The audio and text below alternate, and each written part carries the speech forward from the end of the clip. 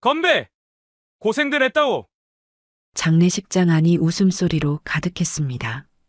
하얀 국화꽃 사이 빈관 앞에서 네 명이 소주잔을 부딪혔죠. 시어머니 정춘자가 잔을 비우며 말했어요. 이제 팔자 한번 제대로 펴보자. 이 사실 알면 관 속에서 벌떡 일어날 텐데 팔자 참 기구하다. 젊은 여자가 웃음을 터뜨리며 말했죠. 네 사람은 죽은 사람을 애도하는 게 아니었습니다. 관 속엔 시신조차 없었죠. 물에 떠내려가서 못 찾았다니까 더 좋지 뭐. 시아버지 박성철이 입꼬리를 올렸습니다. 바로 그때였어요. 장례식장 문이 열렸습니다. 역광 속에서 한 여자가 걸어 들어왔죠. 검은 정장 차림의 그녀 뒤로 경찰과 정장 입은 사람들이 줄지어 들어섰어요. 소주잔을 든 네 명의 얼굴이 하얗게 질렸습니다. 어떻게? 정춘자의 입에서 신음이 새어나왔죠. 죽었어야 할 며느리가 살아서 서 있었으니까요. 여자가 입을 열었습니다. 제 장례식에 참석해 주셔서 감사해요. 그런데 왜 이렇게 즐거워 보이세요? 한서윤이었습니다. 오늘의 이야기 시작 전에 잠시만 구독 버튼을 눌러주세요. 댓글로 시청하고 계신 곳을 말해주세요. 반갑게 인사드리겠습니다. 그럼 이야기 바로 시작하겠습니다. 몇 년 전으로 돌아갑니다. 한서윤은 26살에 결혼을 했어요. 예식장은 작았죠. 하객은 10명도 채 안 됐습니다. 신부 쪽 하객석은 텅 비어 있었어요. 신부 부모님은요? 주례가 조심스럽게 물었죠. 오시지 못했습니다. 서윤이 담담하게 대답했어요. 신랑 쪽 하객들이 수군거렸습니다. 부모도 안 오나? 뭔가 문제 있는 거 아냐? 서윤은 신경 쓰지 않았어요. 이미 예상했던 반응이었거든요. 부모님과는 연락을 끊은 지 오래였습니다. 이유가 있었죠. 서윤은 평범한 삶을 원했어요. 회사 다니고 퇴근 후엔 좋아하는 드라마 보고 주말엔 동네 카페에서 책 읽는 그런 일상이요. 하지만 부모는 달랐습니다. 내가 왜 그런 삶을 살아야 하니? 어머니가 물었었죠.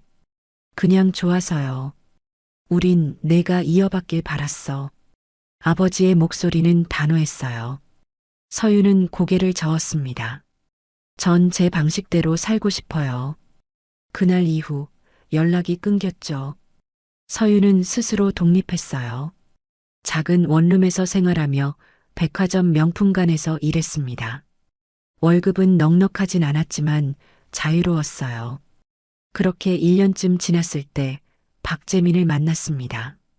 백화점 근처 카페에서였죠. 여기 자리 있나요? 재민이 웃으며 물었어요. 네, 앉으세요. 몇 번 마주치다 보니 자연스럽게 이야기를 나누게 됐습니다. 재민은 친절했어요. 힘든 일 있으면 언제든 말해요. 고마워요. 서윤은 그 따뜻함이 좋았습니다. 석 달 뒤 재민이 청혼했죠. 나랑 결혼해 줄래요? 서윤은 망설이지 않았어요. 네. 결혼 준비는 간단했습니다. 작은 예식장을 예약하고 드레스는 대여했어요. 부모님은 초대 안 해요? 재민이 물었죠. 연락하고 지내지 않아서요. 괜찮아요. 그래요?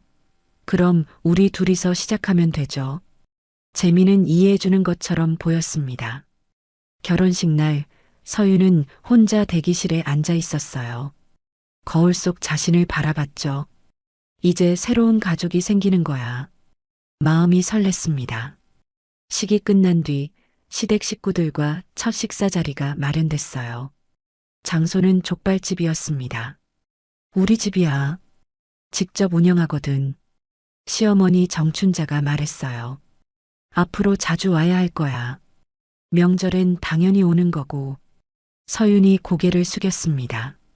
네, 어머님. 시아버지 박성철이 소주를 따르며 물었죠. 그래서 댁 부모님은 왜 안 오셨어? 서윤이 잠시 망설이다 입을 열었어요. 부모님은 계세요. 하지만 연락하지 않고 지내고 있어요. 왜? 정춘자가 눈을 가늘게 떴습니다. 제가 평범하게 살고 싶다고 했더니 결혼도 반대하셨어요. 그래서 제가 먼저 연락을 끊었습니다. 평범하게 재민의 동생이 코웃음을 쳤어요. 그래서 백화점 다니는 거야? 네. 명품관에서 일해요. 식탁이 조용해졌습니다. 정춘자와 박성철이 눈빛을 주고받았죠. 부모 도움도 못 받는 백화점 직원. 그렇게 낙인 찍힌 순간이었습니다. 힘들게 살았겠네. 정춘자가 말했어요. 하지만 목소리엔 동정이 아니라 무언가 다른 감정이 섞여 있었죠. 우리 재민이 잘해줄 거야. 걱정 마. 박성철이 덧붙였습니다. 서유는 그저 고개를 끄덕였어요. 좋은 가족을 만난 것 같아. 그때까지만 해도 그렇게 생각했습니다. 식사가 끝나고 서윤과 재민은 신혼집으로 돌아왔어요. 오늘 고생했어. 재민이 웃으며 말했죠. 괜찮아요. 가족들 다 좋으신 것 같아요. 그렇지? 우리 엄마 아빠 착하시잖아. 재민이 서윤의 손을 잡았습니다. 앞으로 잘 지내자. 응. 서윤은 미소 지었어요. 하지만 그날 밤 재민은 혼자 화장실에 들어가 전화를 걸었습니다. 엄마, 서윤이 완전 호구야. 부모 연락도 끊고 혼자 사는데 뭐. 수화기 너머로 정춘자의 목소리가 들렸죠. 그럼 됐다. 계획대로 진행해. 재민이 입꼬리를 올리며 중얼거렸어요. 이제 시작이야. 그날 밤 서윤은 아무것도 모른 채 깊은 잠에 빠져 있었습니다. 새로운 가족과 함께 행복한 미래를 꿈꾸면서요. 하지만 그 꿈은 곧 악몽으로 변하게 됩니다. 신혼생활이 시작됐습니다. 서윤은 아침 7시에 출근했어요. 백화점 명품관 매장이었죠. 어서 오세요. 손님들에게 인사하며 하루를 보냈습니다. 퇴근은 저녁 8시였어요. 집에 돌아오면 재민이 기다리고 있었죠. 오늘 힘들었어? 괜찮아. 저녁 먹자. 평범한 일상이었습니다. 하지만 시댁과의 관계는 달랐어요. 결혼 일주일 후 정춘자에게서 전화가 왔죠. 서윤아, 내일 시간 돼? 네, 어머님. 무슨 일이세요? 집에 좀 와. 할 얘기가 있어서. 서윤은 다음날 시댁을 찾아갔습니다. 족발집 안은 김이 자욱했어요. 왔어? 앉아. 정춘자가 식탁을 가리켰죠. 박성철도 자리에 앉아 있었습니다. 결혼했으니까 우리 집안 얘기 좀 해야겠더라고. 정춘자가 입을 열었어요. 우리 족발집이 얼마나 오래됐는지 알아? 아니요. 25년 됐어. 재민이 돌 때부터 시작했지. 박성철이 소주잔을 채우며 말했습니다. 그동안 고생 많이 했어요. 재민이가 말했어요. 서윤이 조심스럽게 대답했죠. 고생? 그래, 고생이지. 정춘자의 목소리가 낮아졌습니다. 근데 며느리 들이면 좀 나아질 줄 알았는데. 네. 서윤이 고개를 들었어요. 너 부모한테 도움도 못 받잖아. 정춘자가 팔짱을 꼈습니다. 백화점 월급쟁이 주제에 시집 왔으면 뭘 해야 하는지 알아? 서윤의 얼굴이 굳었죠. 효도해야지. 당연한 거 아냐? 박성철이 거들었어요. 최선을 다하겠습니다. 최선? 돈이 최선이지. 정춘자가 비웃듯 말했습니다. 너 월급 얼마야? 200만 원 정도요. 겨우 그것밖에? 정춘자가 혀를 찼어요. 그걸로 뭘 하겠다는 거야? 집세도 내야 하고. 저희 집은 전세라서 괜찮아요. 전세? 그것도 재민이가 대출받아서 한 거잖아. 서윤은 아무 말도 할 수 없었습니다. 앞으로 생활비 조금씩 보태야 할 거야. 정춘자가 단호하게 말했죠. 매달 30만 원만. 할 수 있지? 네. 서윤이 고개를 끄덕였어요. 잘 생각했어. 그리고 명절엔 당연히 와야 하고. 알겠습니다. 집으로 돌아온 서윤은 재민에게 말했습니다. 오늘 어머님이 생활비를 조금 달래. 그래. 얼마? 30만 원. 재민이 잠시 생각하더니 고개를 끄덕였어요. 우리 부모님 고생 많이 하셨으니까 그 정도는 해야지. 응. 서윤은 마음이 무거웠습니다. 200만 원에서 30만 원을 빼면 170만 원이었죠.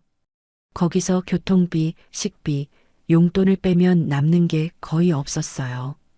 하지만 가족이니까 서윤은 스스로를 다독였습니다. 한 달 뒤 또 전화가 왔어요. 서윤아, 추석이잖아.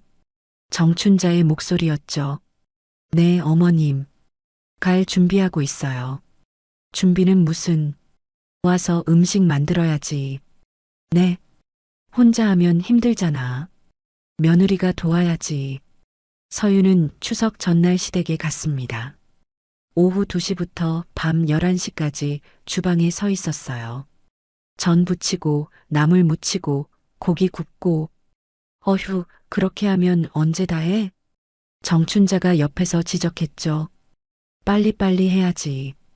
답답하네. 서윤의 손이 떨렸습니다.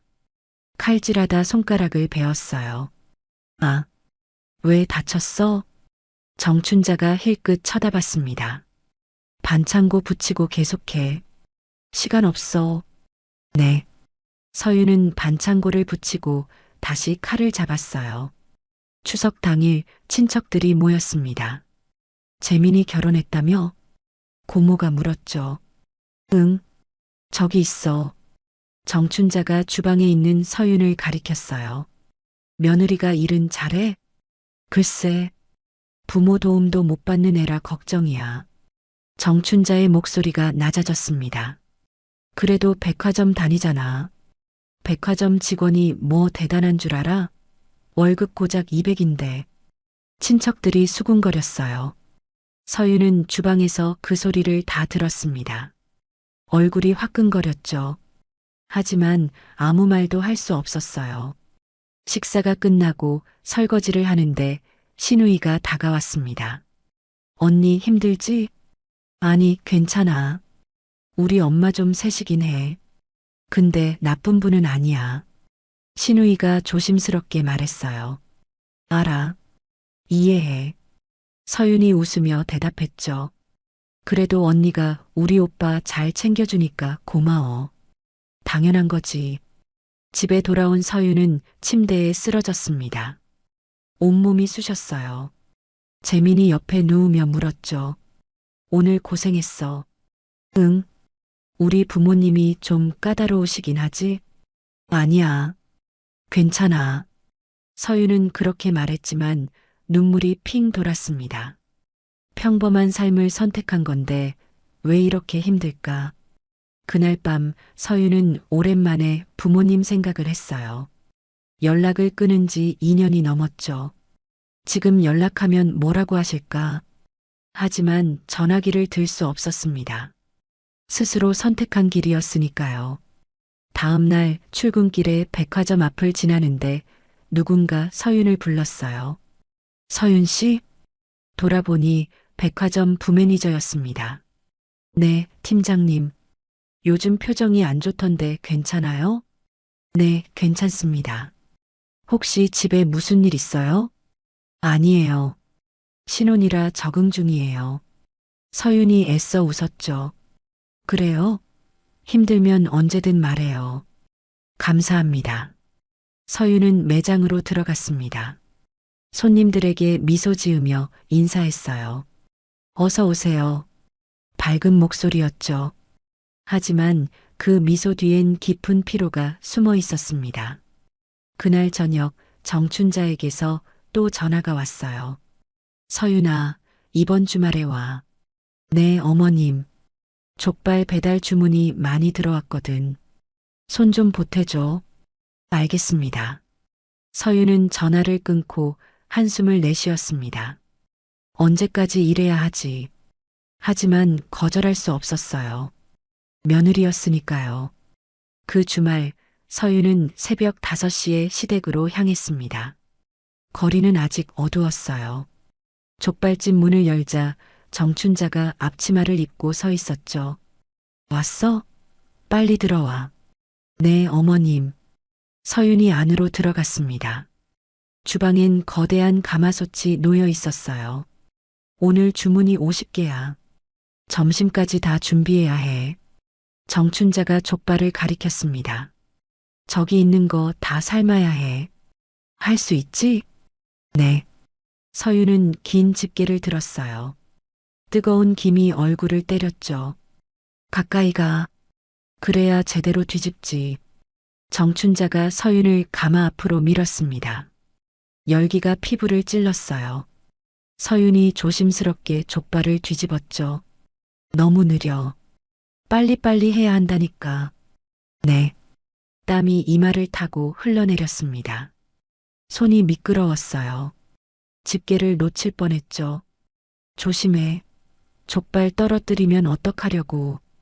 정춘자가 소리쳤습니다. 서윤의 손이 떨렸어요. 1시간쯤 지났을까? 손바닥이 빨갛게 익어갔습니다. 뜨거운 김에 데인 거였죠. 어머님, 잠깐만 쉬어도 될까요? 쉬긴 무슨. 아직 반도 안 했어. 정춘자가 차갑게 대답했어요. 손이 좀 아파서. 손? 그까짓 거 참아. 우린 몇십 년을 이렇게 했는데. 서윤은 입을 다물었습니다. 다시 집게를 잡았어요. 오전 10시가 되자 족발이 다 삶아졌습니다. 이제 썰어야지. 정춘자가 커다란 칼을 내밀었죠. 어머님이 보여주시면. 바쁘니까 내가 해. 어렵지 않아. 서윤이 칼을 받아들었어요. 족발을 도마에 올렸습니다. 칼을 대는데 손에 힘이 없었죠. 똑바로 자르라니까. 울퉁불퉁하면 손님들이 뭐라고 하겠어. 정춘자의 목소리가 날카로워졌습니다. 서윤이 힘을 주자 칼이 미끄러졌어요. 손가락을 베었습니다. 아, 피가 흘러나왔죠. 또 다쳤어? 어휴, 답답해 죽겠네. 정춘자가 혀를 찼습니다. 반창고 붙이고 와. 빨리. 네. 서윤은 화장실로 달려가 손을 씻었어요. 거울 속 자신의 얼굴을 봤습니다. 창백하고 지쳐 보였죠. 왜 이러고 살지. 하지만 다시 주방으로 돌아갔어요. 족발을 계속 썰었습니다. 점심때가 되자 배달 주문이 쏟아졌어요. 서윤아, 포장 좀 도와줘. 박성철이 말했습니다. 네, 아버님. 서윤은 족발을 비닐봉지에 담았어요. 양념장도 함께 넣었죠. 빨리 안 해? 배달 나가야 한다고. 정춘자가 재촉했습니다. 서윤의 손이 더 빨라졌어요. 정신없이 움직였죠. 오후 2시쯤 되자 주문이 끝났습니다. 서윤은 의자에 주저앉았어요. 온몸이 축 늘어졌습니다. 밥 먹어. 정춘자가 식판을 내밀었죠. 냉면이었어요. 감사합니다. 서윤이 젓가락을 들었습니다. 배가 고팠지만 입맛이 없었어요. 밥도 제대로 못 먹어? 체력이 없으니까 일도 못하지. 정춘자가 중얼거렸습니다. 서윤은 억지로 면을 삼켰어요. 다 먹었으면 설거지해. 네. 서윤은 일어나 주방으로 갔습니다. 싱크대엔 그릇이 산더미처럼 쌓여 있었어요. 손을 물에 담그자 베인 상처가 쓰라렸습니다. 하지만 참았죠. 1시간 뒤 설거지가 끝났어요. 다 했어요. 그래. 그럼 이제 가봐. 정춘자가 손을 휘저었습니다. 수고했어요. 서윤이 인사했죠. 대답은 없었습니다. 집으로 돌아오는 길, 서윤은 버스 안에서 손을 내려다봤어요. 빨갛게 부어오른 손바닥, 반창고 붙인 손가락, 물집이 잡힌 엄지. 이게 맞는 걸까? 눈물이 핑 돌았습니다. 하지만 흘리지 않았어요. 집에 도착하자 재민이 게임을 하고 있었습니다. 왔어? 응. 엄마가 고맙대. 그래. 서윤은 화장실로 들어가 샤워를 했어요. 뜨거운 물이 몸을 적셨죠. 하지만 피로는 씻겨 내려가지 않았습니다. 그날 밤 서윤은 침대에 누워 천장을 바라봤어요. 재미는 옆에서 코를 골고 있었죠. 내가 선택한 삶이야. 버텨야 해. 스스로를 다독였습니다. 다음 주에도 전화가 왔어요. 서윤아, 또 주문 많이 들어왔어. 올 수 있지? 네, 어머님. 그 다음 주에도, 그 다음 주에도. 서윤은 매주 새벽 족발집으로 향했습니다. 손은 점점 거칠어졌어요.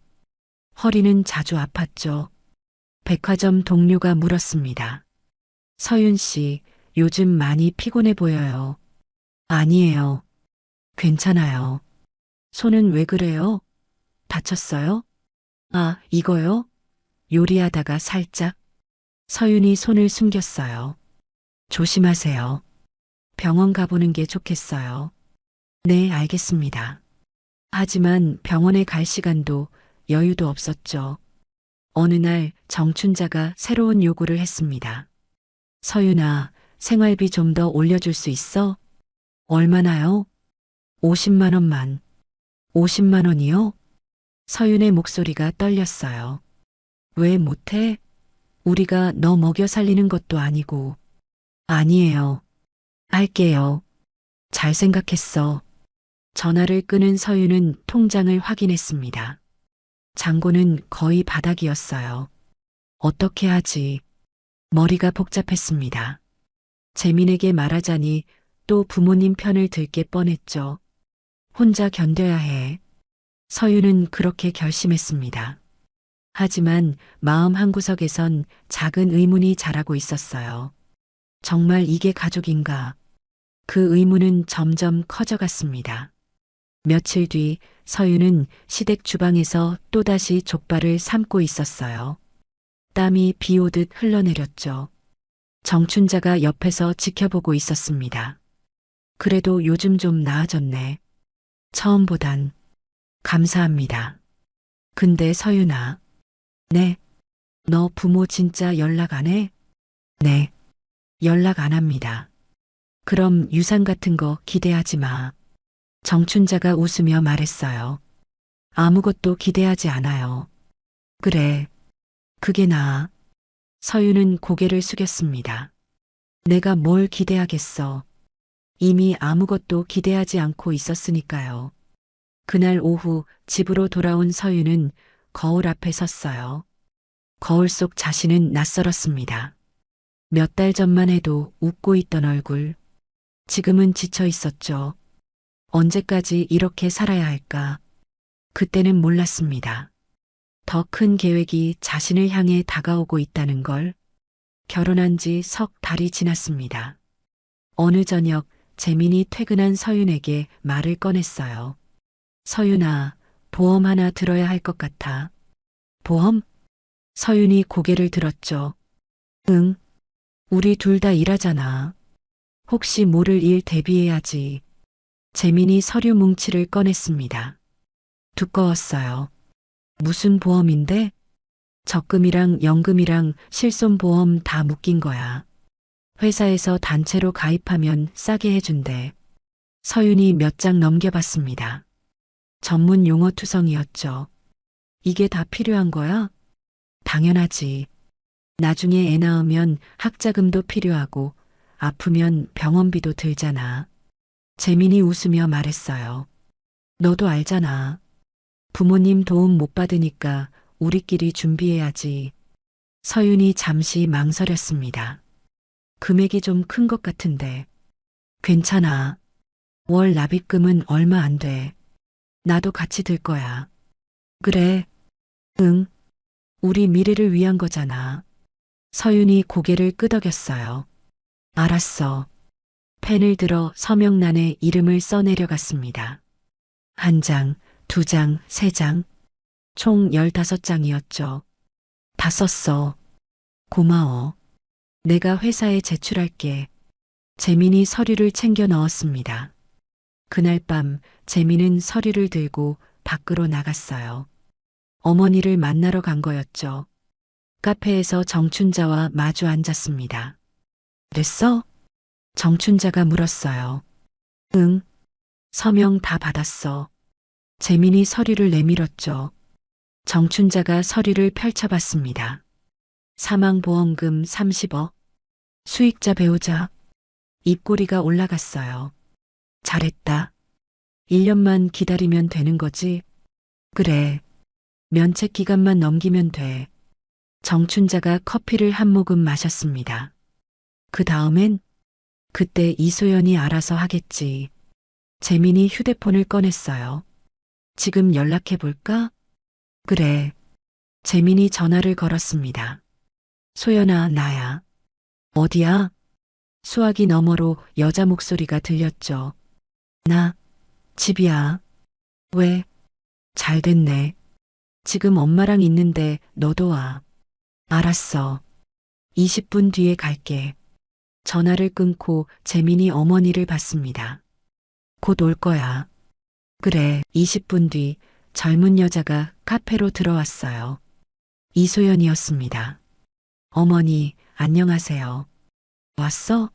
앉아. 이소연이 재민 옆에 앉았죠. 보험 가입됐어? 응. 서윤이 서명 다 했어. 잘했네. 역시 신혼초라 쉬웠지? 이소연이 빙긋 웃었습니다. 1년 뒤면 면책 끝나는 거 맞지? 정춘자가 물었어요. 맞아요. 그때까지는 자연사 아니면 보험금 안 나와요. 그럼 1년 뒤에 실행하면 되겠네. 어떻게 할 건데? 재민이 목소리를 낮췄습니다. 출렁다리.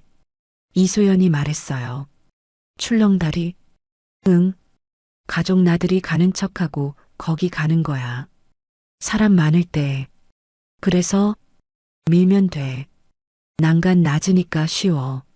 정춘자가 고개를 끄덕였죠. 사고로 위장하는 거네. 당연하지. CCTV도 없고 목격자들도 발 헛디뎠다고만 생각할 거야. 이소연이 차분하게 설명했습니다. 좋아. 그렇게 하자. 재민이 동의했어요. 30억이면 건물도 사고 족발집도 접을 수 있겠네. 정춘자가 웃었습니다. 당연하지. 평생 놀고 먹어도 돼. 세 사람은 술잔을 부딪혔어요. 그날 밤 늦게 재민이 집에 돌아왔습니다. 서윤은 이미 잠들어 있었죠. 재민은 조용히 침대에 누웠어요. 1년만 참으면 돼. 작게 중얼거렸습니다. 하지만 서윤은 자고 있지 않았어요. 눈을 감고 있었을 뿐이었죠. 며칠 뒤 또다시 이상한 일이 있었습니다. 재민이 밤늦게 전화 통화를 하더니 거실로 나갔어요. 서윤은 침실 문을 살짝 열고 귀를 기울였죠. 엄마, 걱정 마. 다 계획대로야. 재민의 목소리였습니다. 출렁다리 다음 주에 한번 가볼까? 위치 확인하려고. 응. 서윤한테는 가족 나들이라고 할게. 좋아. 그럼 그렇게 해. 서윤의 심장이 빠르게 뛰었어요. 출렁다리? 왜? 불안한 예감이 들었죠. 다음 날 아침 재민이 말했습니다. 서윤아, 이번 주말에 어디 갈까? 어디? 출렁다리 있는데. 경치 좋다던데. 갑자기? 응. 요즘 스트레스 많잖아. 기분 전환도 할 겸. 서윤이 재민을 쳐다봤어요. 평소와 다를 게 없는 표정이었죠. 우리 부모님도 모시고 갈까? 가족끼리. 부모님도요? 응. 엄마가 요즘 힘들어 하시거든. 나들이 가면 좋아하실 것 같아. 서윤은 뭔가 이상했습니다. 하지만 거절할 수 없었어요.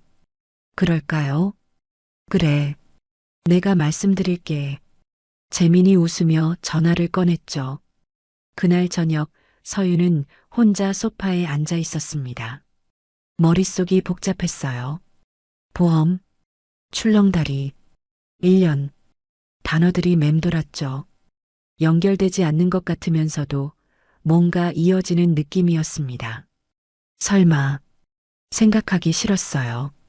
하지만 불안감은 점점 커졌죠. 그날 밤 서유는 잠들지 못했습니다.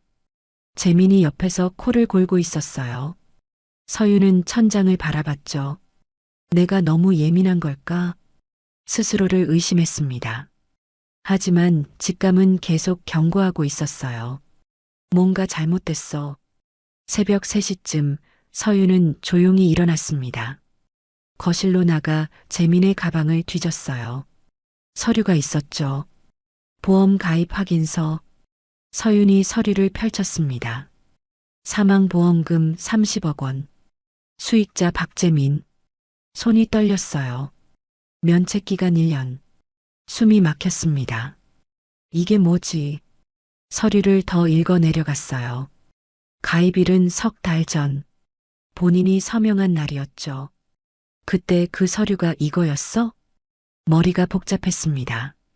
적금과 연금이라고 했는데 거짓말이었던 거죠. 서유는 서류를 다시 가방에 넣었어요. 침실로 돌아와 침대에 누웠습니다. 잠이 오지 않았어요. 1년 뒤 출렁다리 퍼즐 조각들이 맞춰지기 시작했습니다. 그리고 그 퍼즐은 끔찍한 그림을 만들고 있었죠. 나를 죽이려는 거야? 등골이 서늘해졌어요. 하지만 확신할 수 없었습니다. 증거가 없어. 서유는 눈을 감았어요. 더 지켜봐야 해. 그날 이후 서유는 모든 것을 주시하기 시작했습니다. 재민의 전화 통화, 시댁 식구들의 태도, 모든 것이 의심스러웠어요. 그리고 마침내 결정적인 순간이 찾아왔습니다. 다음 날 서유는 회사에 반차를 냈습니다. 택시를 타고 향한 곳은 강남이었어요. 높은 빌딩들이 즐비한 거리, 30층짜리 사옥 앞에서 내렸죠. 2년 만이네.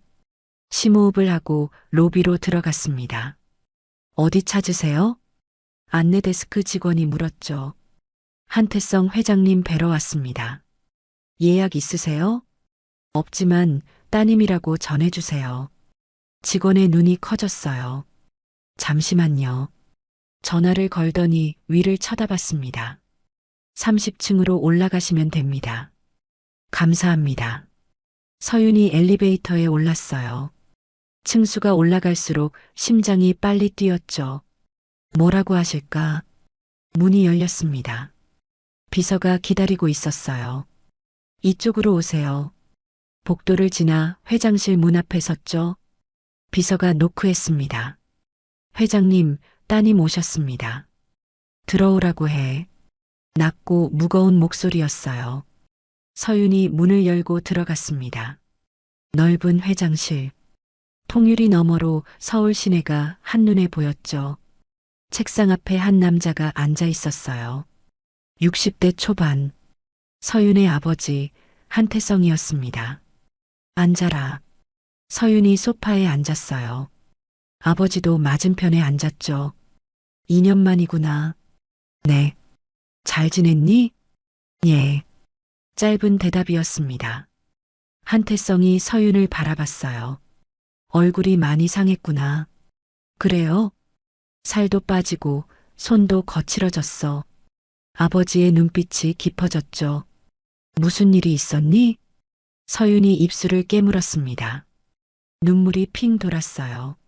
아버지, 말해봐라. 죄송해요. 뭐가? 제가 선택한 길이었는데 이렇게 찾아와서. 서윤의 목소리가 떨렸죠. 한태성이 앞으로 몸을 기울였어요. 천천히 말해. 서윤이 심호흡을 했습니다. 그리고 모든 것을 털어놓기 시작했어요. 결혼 이야기부터 시댁의 학대, 족발집 새벽 노동, 손대이고 배인 일, 생활비 갈취, 그리고 마지막으로 보험 이야기. 한태성의 표정이 굳었습니다. 네. 제가 모르는 사이에 가입됐어요. 수익자는 남편이요. 그래서 어젯밤에 대화를 들었어요. 출렁다리에서 저를 밀어서 서윤의 목소리가 끊겼어요. 한태성이 주먹을 쥐었죠. 계속해라. 사고로 위장할 거래요.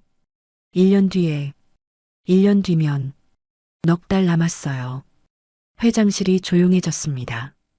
한태성이 창밖을 바라봤어요. 왜 진작 말하지 않았니? 제가 선택한 삶이었으니까요. 스스로 책임져야 한다고 생각했어요. 책임? 죽을 뻔한 걸 알면서 확신이 없었어요. 어쩌면 제가 오해한 건지도 모른다고. 서윤이 고개를 숙였죠. 한태성이 한숨을 내쉬었습니다. 너는 평범한 삶을 원했지. 네. 나는 그게 이해가 안 됐어. 왜 이 모든 걸 버리고 그런 삶을 선택하는지. 아버지의 목소리가 부드러워졌어요. 하지만 지금은 알 것 같구나. 아버지, 넌 자유가 좋았던 거야. 책임도 부담도 없는. 한태성이 딸을 바라봤죠.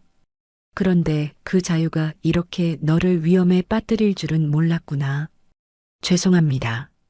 사과할 일이 아니야. 한태성이 전화기를 들었어요. 실장, 지금 들어와. 잠시 후 문이 열렸습니다. 정장 입은 남자가 들어왔죠. 변호사 3명, 즉시 소집해. 형사 전문가 포함해서. 알겠습니다. 그리고 사람 몇 명 더 붙여. 내 딸 보호할 사람. 지금 바로 하겠습니다. 실장이 나갔어요. 한태성이 서윤을 봤습니다. 이제부터 내가 처리할 거다. 하지만 너 혼자 감당할 일이 아니야. 이건 범죄야. 어떻게 하실 건데요? 증거를 모을 거다. 확실하게. 한태성이 책상으로 가 서류를 꺼냈어요. 보험 관련 서류 있니? 집에 있어요. 가져와. 그리고 통화 내용 녹음한 거 있으면 그것도. 녹음은 못했어요. 괜찮아. 앞으로 녹음하면 돼. 아버지의 눈빛이 날카로워졌죠. 넉 달이면 충분해. 정말 괜찮을까요? 서윤이 불안한 표정으로 물었어요. 걱정 마. 내가 지킬 테니까. 한태성이 딸의 어깨에 손을 올렸습니다. 2년 동안 내가 어떻게 살았는지 몰랐구나. 미안하다. 아니에요. 제가 이제 집에 가거라. 평소처럼 행동해. 아무것도 모르는 척. 네. 일주일에 한 번씩 여기 와. 진행 상황 보고받을 거야. 알겠습니다. 서윤이 일어섰어요. 문을 나서려는데 아버지가 불렀죠. 서윤아. 네. 살아있어야 한다. 명심해. 네. 서윤이 고개를 끄덕이고 나갔습니다. 엘리베이터를 타고 내려오는 동안 눈물이 흘렀어요. 살아있어야 한다. 아버지의 말이 귓가에 맴돌았죠. 로비로 나와 햇빛을 마주했습니다. 이제 혼자가 아니야. 처음으로 안도감이 들었어요. 그날 저녁 서윤은 집에 돌아왔어요. 재민이 소파에 앉아 있었죠. 어디 갔다 와? 병원. 손이 아파서. 그래. 괜찮아? 응. 연고 받았어. 서윤이 자연스럽게 웃었습니다. 저녁 먹을래? 그래. 재민은 의심하지 않았어요. 서윤은 부엌으로 가 요리를 시작했죠. 겉으로는 평범한 아내였습니다. 하지만 속으로는 달랐어요. 넉 달. 증거를 모아야 해. 칼을 들고 야채를 썰면서 생각했죠. 이번엔 내가 이긴다. 그날 밤 서윤은 침대에 누워 천장을 바라봤습니다. 재민이 옆에서 자고 있었어요. 아버지가 함께 하시니까 눈을 감았습니다. 처음으로 편안하게 잠들 수 있었어요. 그 시간 한태성의 회장실에서는 긴급 회의가 열리고 있었죠. 변호사 3명과 실장이 모였습니다. 살인 미수와 보험 사기 공모. 증거를 확보해야 합니다. 변호사가 말했어요. 녹음, 영상, 서류. 모든 걸 수집하십시오. 시간이 얼마나 걸립니까? 한태성이 물었죠. 석 달이면 충분합니다. 좋아. 시작하십시오. 회의가 끝났어요. 한태성은 혼자 남아 창밖을 바라봤습니다. 기다려라. 내 딸을 건드린 대가를 치르게 해주마. 그의 눈빛은 차갑게 빛났습니다. 석 달이 흘렀습니다. 그동안 서윤은 완벽하게 연기했어요. 평범한 며느리, 순종적인 아내. 아무것도 모르는 척했죠. 하지만 몰래 녹음기를 켰습니다. 시댁 식구들의 대화를 모두 담았어요. 일주일에 한 번씩 아버지를 만나 증거를 전달했죠. 잘하고 있다. 한태성이 말했습니다. 조금만 더 버텨라. 네, 아버지. 변호사들은 보험 서류를 분석했어요. 통화 기록도 확보했죠. 충분합니다. 이제 실행만 남았습니다. 마침내 그날이 왔습니다. 토요일 아침 재민이 말했어요. 오늘 출렁다리 가자. 날씨도 좋고. 갑자기 엄마 아빠도 같이 가신대. 가족 나들이. 서윤의 심장이 빨리 뛰었어요. 드디어구나. 그럴까? 자연스럽게 웃으며 대답했죠. 좋아. 준비할게. 오전 10시 시댁 앞에서 만났습니다. 정춘자와 박성철이 차에 타고 있었어요. 서윤아, 타. 네, 어머님. 차가 출발했죠. 1시간쯤 달렸을까? 산속 계곡이 나타났습니다. 저기다. 박성철이 주차장에 차를 세웠어요. 내리자 시원한 바람이 불었죠. 경치 좋네. 재민이 말했습니다. 사진 찍자. 그래. 일행은 출렁다리로 향했어요. 다리는 계곡 위에 걸려 있었죠. 아래는 깊은 물이 흐르고 있었습니다.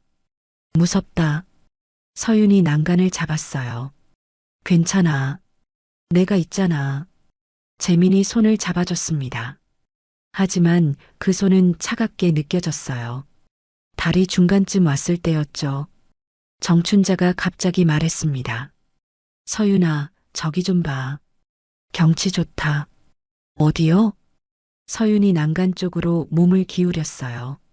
바로 그때였습니다. 정춘자가 서윤의 등을 밀었죠. 흑. 서윤의 몸이 앞으로 쏠렸어요. 난간 너머로 넘어갈 뻔했습니다. 하지만 순간 난간을 붙잡았죠. 어머님. 서윤이 소리쳤어요. 주변 사람들이 놀라 돌아봤습니다. 아이고, 깜짝이야.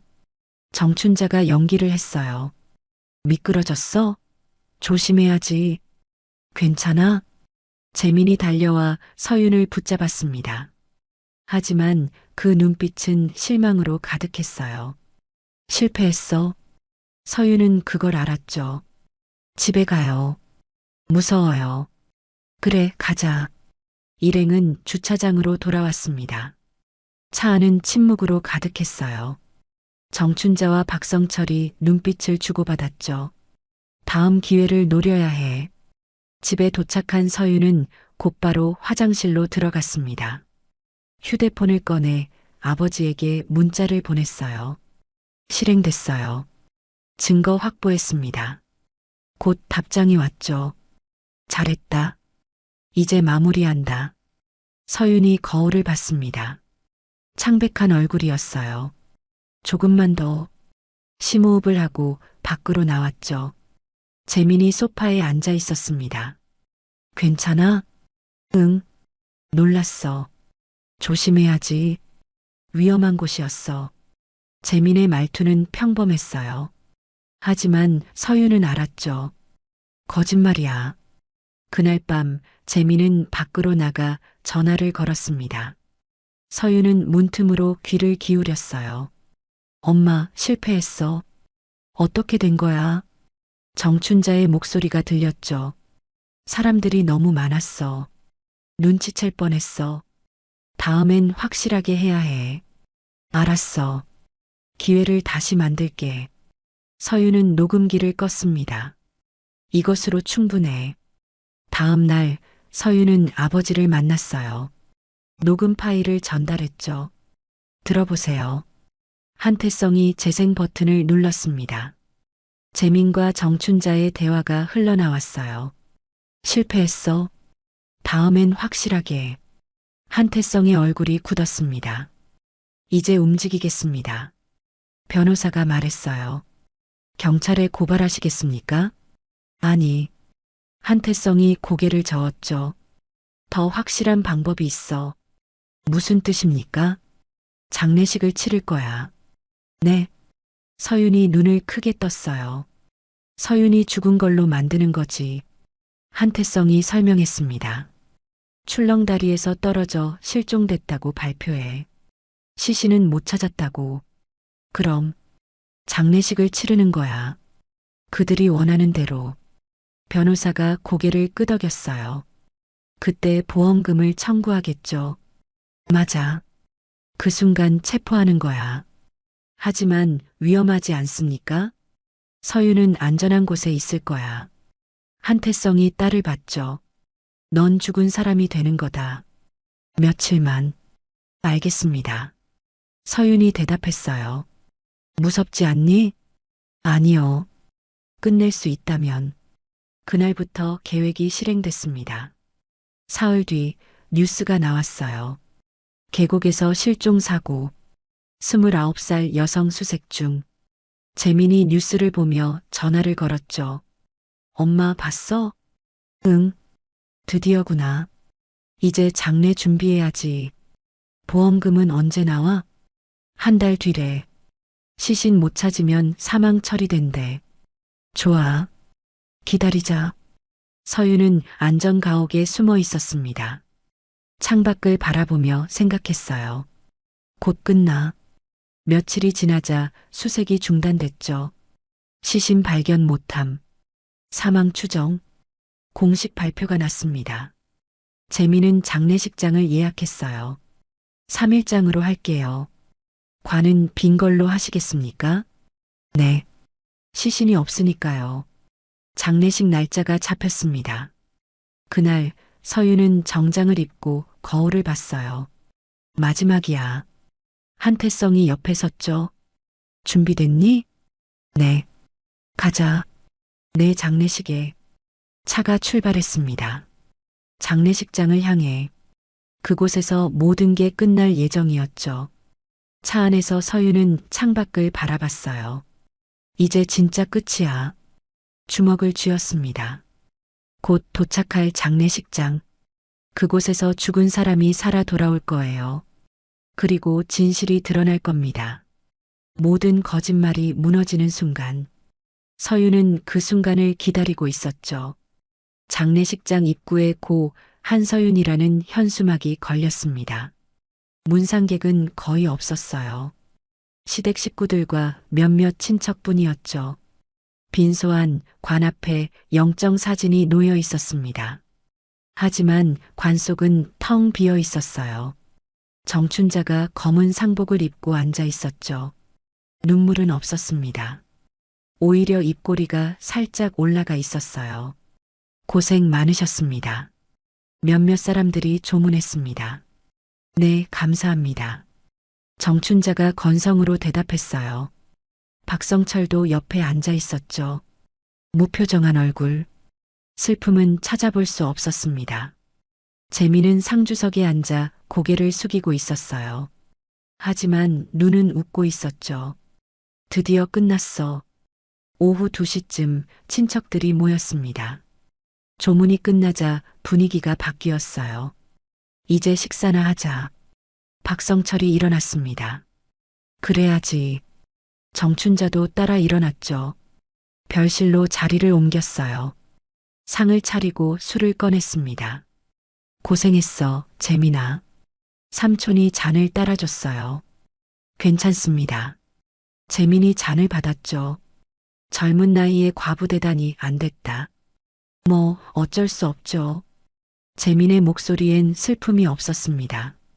오히려 담담했어요. 그래도 보험은 드러났지?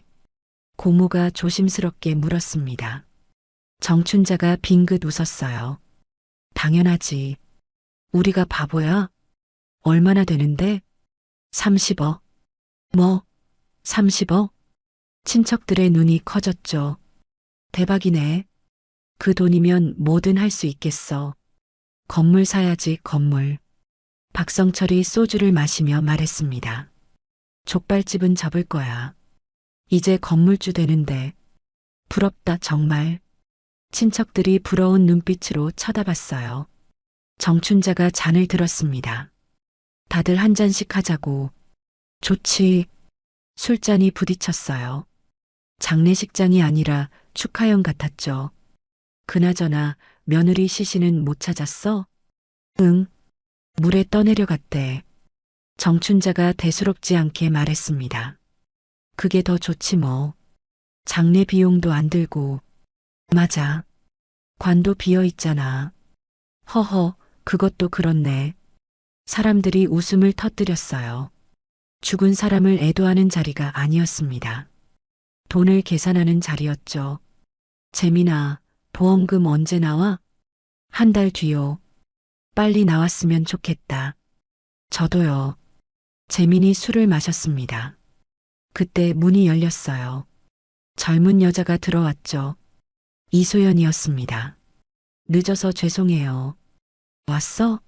앉아. 정춘자가 자리를 권했어요. 고생 많았어요, 어머니. 이소연이 정춘자 옆에 앉았습니다. 친척들이 수군거렸죠. 저 여자는 누구야? 재민이 친구래. 장례식에 친구가 왜 와? 하지만 정춘자는 신경 쓰지 않았어요. 소연아, 술 한잔 해. 감사합니다. 이소연이 잔을 받았죠. 이제 다 끝났네요. 그러게. 내 덕분이야. 제가 뭐려. 어머니가 잘하셨죠. 두 사람이 웃으며 잔을 부딪혔습니다. 재민도 함께 웃었어요. 출렁다리 작전 성공. 쉿. 조용히 해. 정춘자가 손가락을 입에 댔죠. 하지만 목소리는 낮아지지 않았습니다. 어차피 시신도 없는데 뭐. 박성철이 말했어요. 증거도 없고. 맞아. 완벽한 사고사지. 세 사람은 술을 계속 마셨어요. 취기가 오르자 더 대담해졌죠. 서윤이 그렇게 순진할 줄 몰랐어. 정춘자가 혀를 찼습니다. 보험 서류에 사인할 때도 아무것도 몰랐잖아. 바보였지 뭐. 재민이 비웃었어요. 부모한테 도움도 못 받는 주제에. 그래도 쓸모는 있었어. 30억이잖아. 이소연이 말했죠. 며느리 하나 잘 써먹었지. 정춘자가 웃음을 터뜨렸습니다. 다른 친척들도 따라 웃었어요. 장례식장이 웃음소리로 가득 찼습니다. 죽은 사람에 대한 예의는 없었어요. 오직 돈 계산뿐이었죠. 건물은 어디다 살 거야? 강남이 좋을까? 아니야, 분당이 낫지. 월세 받으면 얼마나 될까? 한 달에 1,000만 원은 되겠지. 와, 대박. 사람들의 눈이 반짝였어요. 탐욕으로 가득한 눈빛이었죠. 오후 4시쯤 술자리가 무르익었습니다. 정춘자가 일어나 관 앞으로 갔어요. 빈 관을 쓰다듬으며 중얼거렸죠. 서윤아, 고마워. 덕분에 우리 인생 피겠다. 비웃는 투였습니다. 박성철도 다가왔어요. 평생 족발이나 삶을 뻔했는데 말이야. 이제 건물 주지. 두 사람이 웃었어요. 재민도 관 앞에 섰습니다. 미안해, 서윤아. 근데 어쩔 수 없었어. 돈이 필요했거든. 전혀 미안해 보이지 않았죠. 이소연이 재민의 팔을 잡았습니다. 이제 우리 결혼할 수 있겠네. 그래. 1년쯤 뒤에. 너무 빨리 하면 의심받잖아. 알아. 적당히 기다렸다가 하자. 네 사람은 빈 관을 앞에 두고 웃고 있었어요. 그 모습은 소름 끼쳤습니다. 인간이 어떻게 저렇게 될 수 있을까? 오후 5시. 친척들이 하나둘 돌아가기 시작했어요. 조심해서 가. 응, 나중에 건물 구경시켜줘. 그래, 언제든지. 빈소엔 정춘자, 박성철, 재민, 이소연만 남았습니다. 후유, 거칠해하느라 힘들었네. 정춘자가 상복을 벗으며 말했어요. 이제 끝이야. 아니, 이제 시작이지. 박성철이 웃었습니다. 30억으로 새 인생. 네 사람은 다시 술잔을 들었어요. 건배. 잔이 부딪혔죠. 바로 그때였습니다. 장례식장 문이 열렸어요. 모두의 시선이 문 쪽으로 향했습니다. 역광 속에서 누군가 걸어 들어오고 있었죠. 검은 정장을 입은 여자.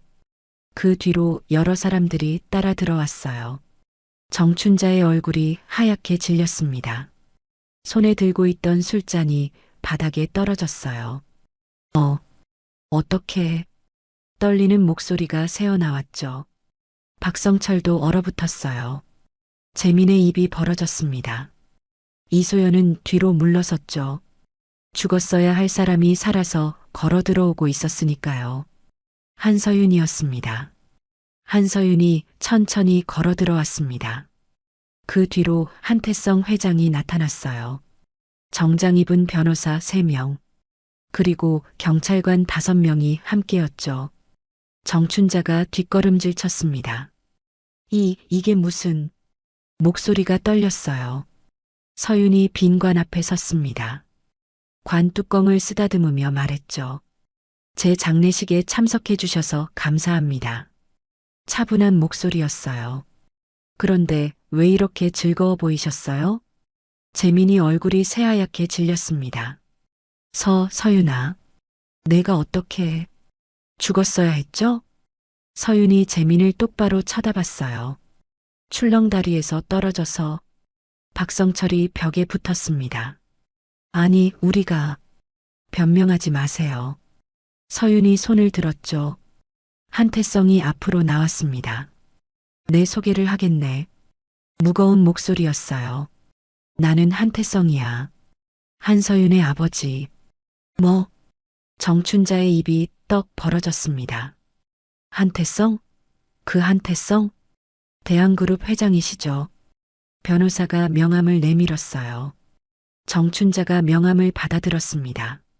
손이 부들부들 떨렸죠. 대한그룹. 재벌. 그래. 내 딸이 너희 집 며느리였지. 한태성의 눈빛이 차가웠습니다. 재민이 뒤로 비틀거렸어요. 말도 안 돼. 서윤이가 재벌 딸? 믿기지 않죠? 서윤이 웃었습니다. 저도 평범하게 살고 싶었어요. 그래서 모든 걸 버렸죠. 하지만 당신들은 그걸 이용했어요. 변호사가 서류 뭉치를 꺼냈습니다. 보험 사기, 살인 미수, 공모. 증거는 모두 확보했습니다. 또 다른 변호사가 녹음기를 켰어요. 재민의 목소리가 흘러나왔죠. 엄마, 실패했어. 다음엔 확실하게 해야 해. 정춘자의 얼굴이 일그러졌습니다. 이건 출렁다리 작전. 기억나시죠? 서윤이 말했어요. 제가 다 들었습니다. 녹음도 했고요. 내가... 정춘자가 소리쳤죠. 저는 자는 척했어요. 여러 번요. 서윤의 목소리가 단호했습니다. 당신들이 보험금 계산할 때도, 살해 방법 의논할 때도. 이소연이 문 쪽으로 뛰었어요. 하지만 경찰이 막았죠.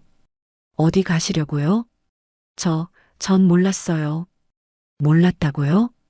변호사가 또 다른 녹음을 틀었습니다. 이소연의 목소리였어요. 신혼초가 심사 통과 제일 쉽다니까. 출렁다리에서 밀면 돼. 이소연이 주저앉았습니다. 아니야.